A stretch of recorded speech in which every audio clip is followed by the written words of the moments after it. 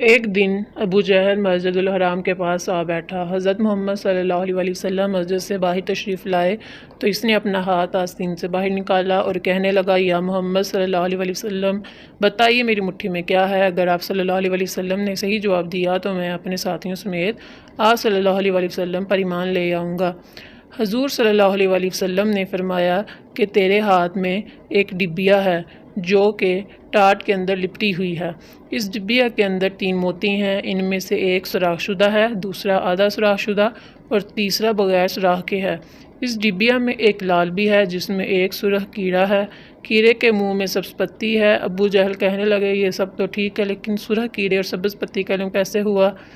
آپ صلی اللہ علیہ وسلم نے فرمایا کہ لال کو توڑ دو، معلوم ہو جائے گا۔ ابو جہل کہنے لگا کہ میں اس قیمتی لال کو کیسے توڑ دوں؟ ایک صحابی کہنے لگے، اپنے لال کی قیمت لگا کر توڑ دو، اگر رسول صلی اللہ علیہ وسلم کی بات معاذ اللہ درست ثابت نہ ہوئی تو قیمت میں ادا کر دوں گا۔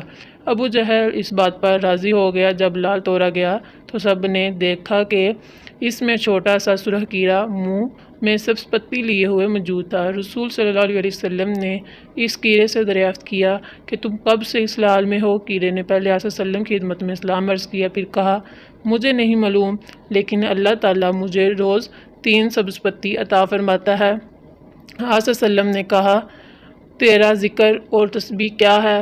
کیڑا کہنے لگا کہ خدا نے مجھے روزانہ 10 مرتبہ آپ صلی اللہ علیہ وسلم پر درود بھیجنے کا حکم دیا ہے، جس کی برکت سے وہ مجھے روزی دیتا ہے۔